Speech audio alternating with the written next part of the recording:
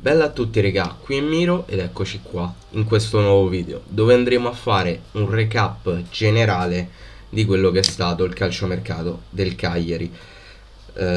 Come sempre vi lascio qua sotto tutti i link in descrizione per trovarmi su qualsiasi altro social tipo Twitch e Instagram, così rimanete sempre aggiornati. Ieri ho fatto una live che inizialmente doveva essere su Twitch, ma poi ho avuto dei problemi e l'ho spostata su YouTube sulla fine del calciomercato per parlarne insieme a voi. Però magari molti di voi non hanno visto quella live e non se la recupereranno perché dura tipo 2 ore e passa, quindi ho deciso di fare un video per farvi sapere comunque quello che penso di questo calciomercato.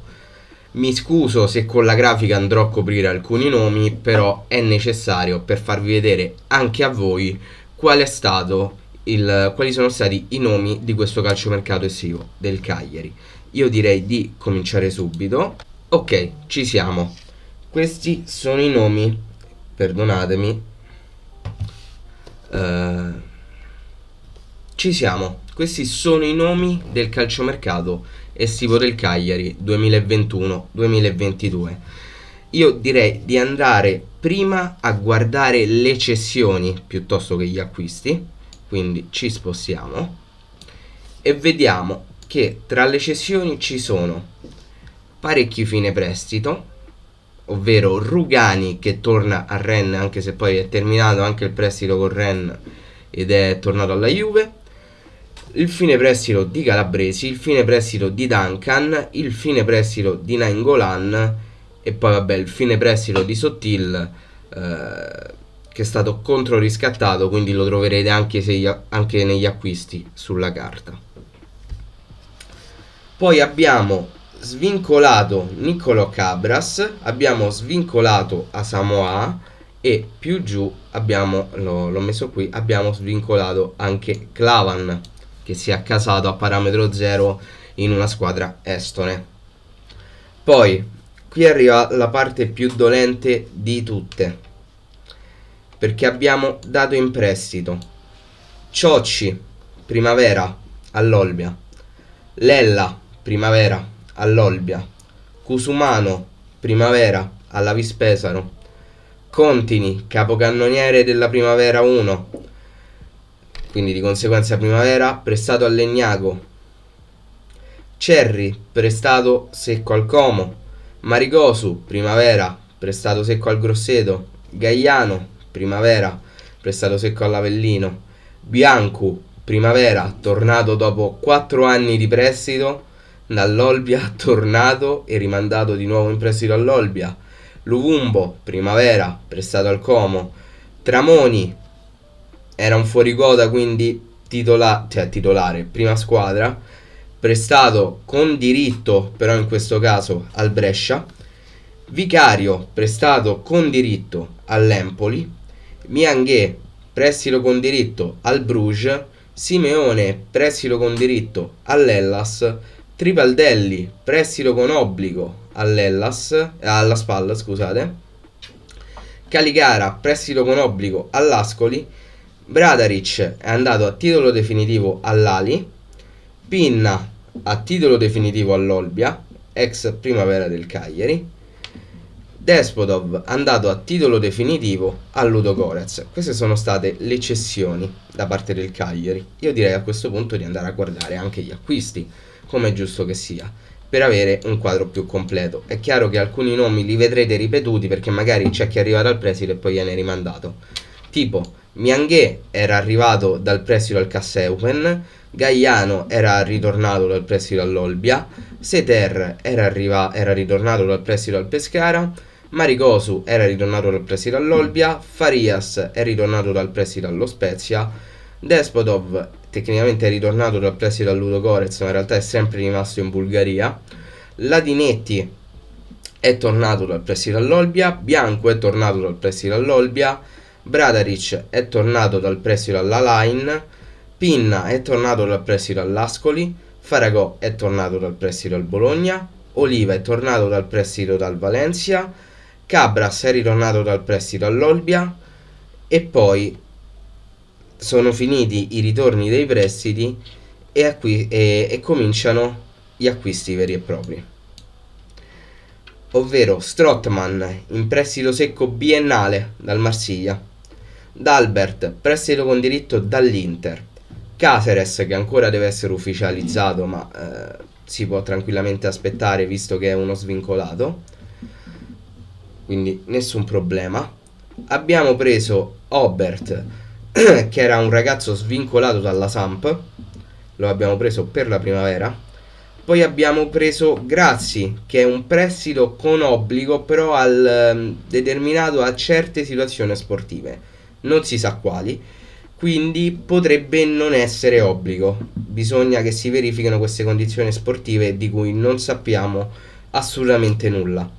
Bellanova, prestito con diritto. Altare, titolo definitivo. Radunovic, titolo definitivo. Keita, titolo definitivo.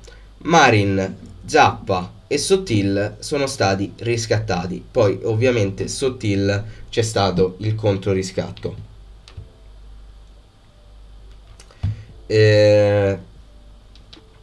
Allora, io vi dico quello che è il mio giudizio. Ok, intanto torno qui per parlarvi e mi metto davanti tutti gli acquisti. Io non ho la lungimiranza di poter dire che questo è stato un calciomercato buono o un calciomercato cattivo, ok? Partendo da questo presupposto, perché gli acquisti bisogna sempre vederli sul campo. È chiaro però che guardando quello che è stato fatto, dentro di me provo del forte rammarico. Perché provo del forte rammarico? Perché c'è una quantità disumana di giovani prestati su cui si poteva tranquillamente puntare per evitare di andare a prendere altri giocatori. Faccio un esempio lampante, ok? Radunovic, abbiamo preso un secondo portiere perché abbiamo mandato via Vicario in prestito con diritto all'Empoli. Per carità, è giustissimo perché Vicario merita di giocare titolare in una squadra, lo merita proprio a mani basse. E tu mi sei andato a prendere a titolo definitivo Radunovic. Perché? Potevi mettere Ciocci come secondo o potevi far scalare Aresti come secondo e Ciocci terzo. Perché? Ma andiamo avanti, no? Facciamo un altro esempio. In attacco, ok? E qua devo usare i se. È chiaro che con i se e con i ma, come dico sempre, la storia non si fa, però è per farvi capire quella che è la mia idea. Facciamo conto che in attacco in realtà non fosse arrivato nessuno, quindi che Keita non fosse arrivato, ok? Il Cagliari stava per prendere due giocatori, uno più giovane dell'altro probabilmente, uno è Salcedo e l'altro è Satriano. Satriano non ha giocato, anzi ha giocato la prima partita in Serie A quest'anno, ok? Salcedo si è fatto un anno di prestito al Verona e prima ancora al Genoa. Tu stavi rischiando di andare a prendere due giocatori giovani quando il tuo miglior giovane in attacco l'hai dato in prestito, ovvero Contini, capocannoniere della Primavera 1. Se tu vai a dare in prestito Contini e poi mi ritorni con un Salcedo o con un Satriano, a me girano tantissimo, perché in quel caso tu mi stai facendo capire che il nostro settore giovanile vale zero perché aspetti solo che escano i vari Barella, perché tu in questo caso il settore giovanile ce l'hai soltanto per far uscire Barella e non punti concretamente sui giovani, perché c'è questa idea che molti hanno nel dire se una società non punta sul giovane, in questo particolar modo il Cagliari, c'è un motivo. No, il motivo non c'è, o meglio il motivo c'è, ma non è legato alla bravura del giocatore, perché i giocatori che escono dalla primavera non significa che siano subito i nuovi Mbappé, i nuovi Haaland o i nuovi Barella, ok? I giocatori bisogna saperseli formare e per formarli non puoi mandarli tutti gli anni in prestito in Serie C, perché mandare i giocatori in prestito in Serie C ed aspettare che tornino formati per la Serie A è come fare costantemente le elementari sperando di arrivare al diploma. Non ci arrivi, perché fai sempre le elementari. Il modo migliore per far integrare i giovani in Serie A è farli giocare. E non intendo come titolare, magari gli ultimi 10 minuti di una partita, magari poi gli ultimi 10 minuti la partita dopo diventano gli ultimi 20. Però fargli prendere coscienza del campionato in cui dovranno giocare, perché così non si formeranno mai. Ma mai, ve lo do per certo. Sicuramente ci sarà qualche eccezione, non lo metto in dubbio, ma la norma prevede che se i giocatori li vuoi fare esordire in Serie A, li devi far giocare in Serie A. Vedete Carboni? Poi è chiaro che ci saranno giocatori che si capirà che non potranno dare più di tanto, tra cui uno è De Jong, che è un frutto della primavera, ma della cantera del Cagliari, ma che è limitato tecnicamente, e penso di non essere smentito. E poi ci saranno giocatori magari che sono giovani e ci faranno innamorare perché giocheranno bene. Però bisogna avere la pazienza di crearsi i giocatori, specialmente in un calciomercato povero, in cui non si ha la possibilità di spendere più di tanto. Comunque, chiuso questo discorso, poi vabbè, anche il caso che siamo andati a prendere Grassi quando avevamo un bianco in rosa da poter sfruttare, però vabbè, andiamo avanti. Io sinceramente mi trovo parecchio contrariato alla cessione di Vicario, però la contestualizzo e capisco anche che è la scelta più giusta per il giocatore, perché non scordiamoci mai che ci sono dei giocatori che sono stati messi costantemente ai margini del progetto e il Cagliari ne pagherà le conseguenze, perché sono ottimi giocatori. E ho delle perplessità su chi è rimasto. Per esempio, Pereiro. Precisamente, qual è il suo compito al Cagliari? Perché è rimasto? Cosa dovrà fare? Non lo so. Non è stato sfruttato abbastanza. L'esterno non lo può fare perché non può fare la fase difensiva Pereiro. Metterlo come mezzala mi sembrerebbe veramente uno spreco perché lo si limita tantissimo. Il modulo che usa il Cagliari, che comunque è un 3-5-2, al massimo un 3-5-1-1, lo limita, lo blocca perché non può essere usato, non lo puoi mettere dietro la punta perché dietro la punta probabilmente ci giocherà Joao Pedro. Quindi perché tenerlo? È un giocatore fortissimo, secondo me le potenzialità ce le ha, però da quando è al Cagliari sta marcendo in panchina e sono veramente poche le partite in cui abbiamo saputo utilizzarlo, si è potuto utilizzarlo. Quindi sarebbe stato meglio cederlo, perché a Cagliari ha le porte totalmente bloccate, a meno che non si cominci a usare un 3-4-2-1 o un 3-4-3, o comunque un qualcosa che preveda le ali. Ok? No gli esterni, ragazzi, no gli esterni centrocampo, le ali, perché Gaston Pereiro è un'ala.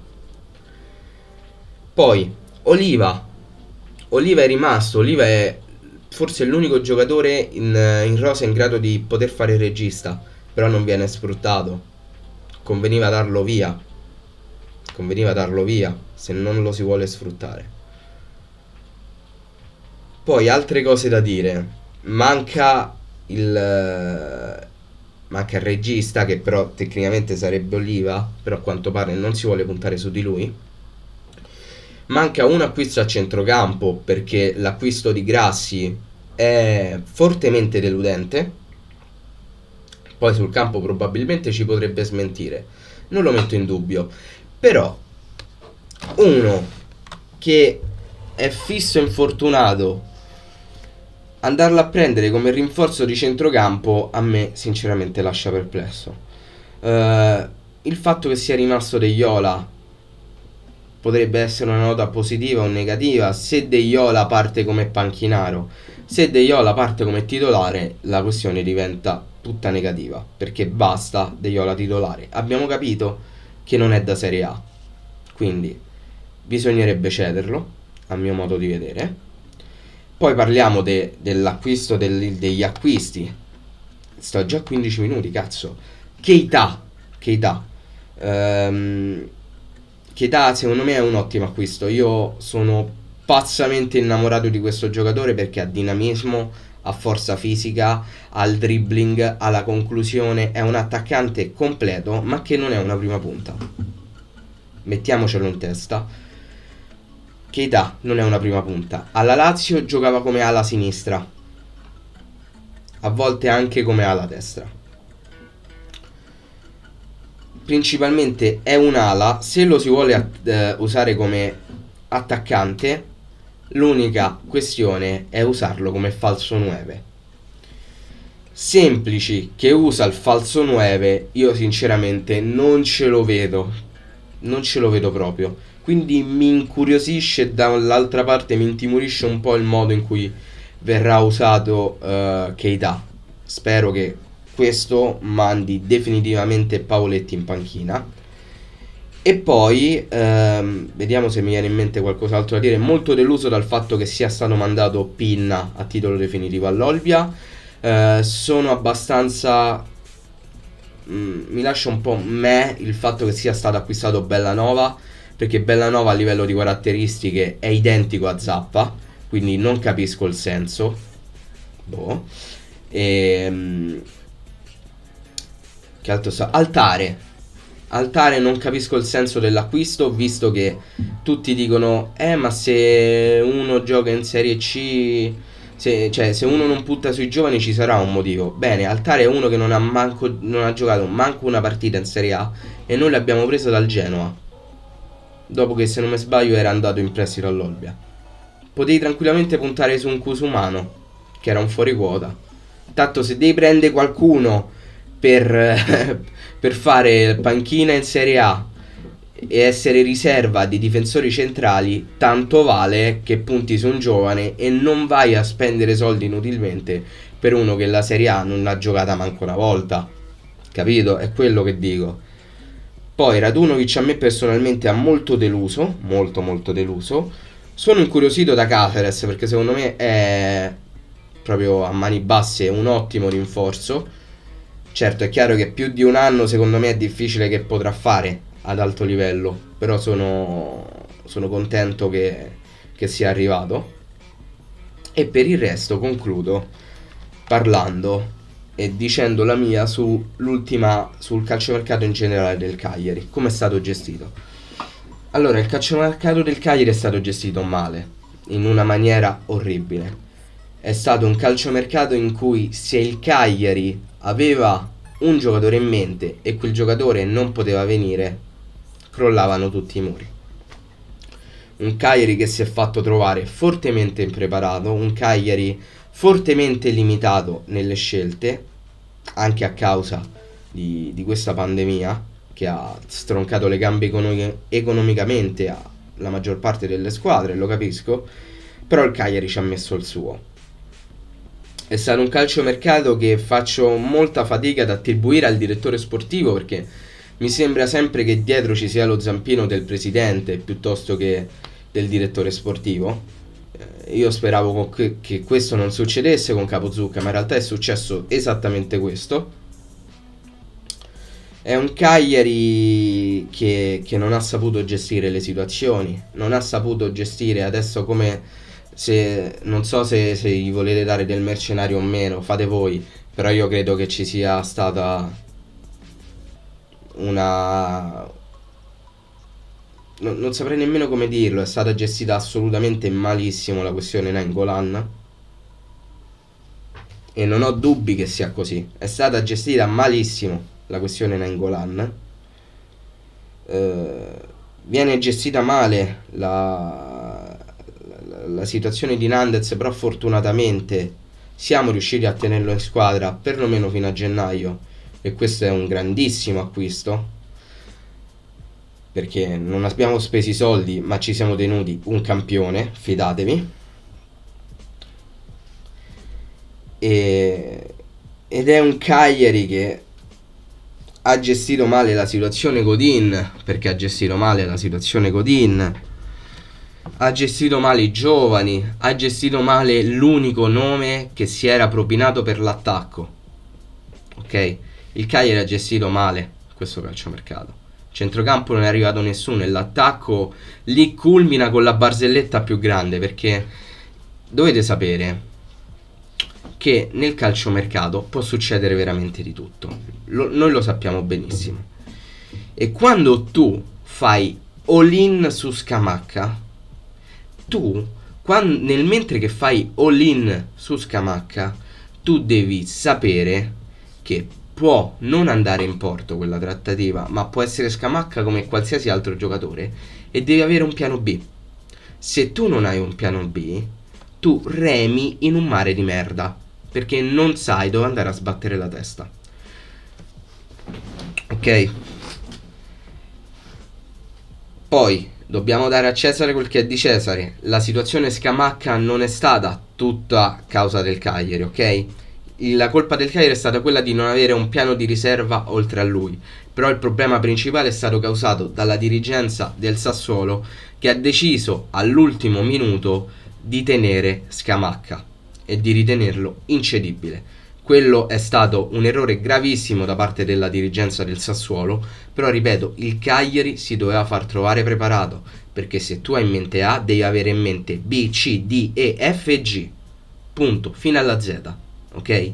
Keita è stato un ottimo acquisto, ma non era nei piani del Cagliari e tatticamente è difficile trovargli una collocazione. È chiaro che poi è arrivato e potrà anche fare gli scatafasci là davanti, non lo metto in dubbio, ma è chiaro come Keita non fosse nei piani del Cagliari, è stato un acquisto inventato all'ultimo minuto.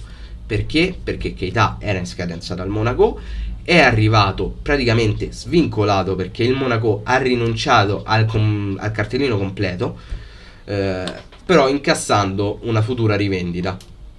Ok? Questo manca al Cagliari. Ne parlano tanto, si riempiono la bocca con questa parola, però è questo che manca al Cagliari: progettazione, progetto, il saper fare le cose. A Cagliari si fanno le cose, ma non le si fanno bene. Ci si inventa, così. L'inventiva è il capostipite del Cagliari. E così non si può andare avanti, così non si andrà avanti. Perché improvvisare costantemente quando altre squadre vanno avanti a progetti concreti e tangibili lascia molto amaro in bocca e molta preoccupazione, veramente tanta preoccupazione.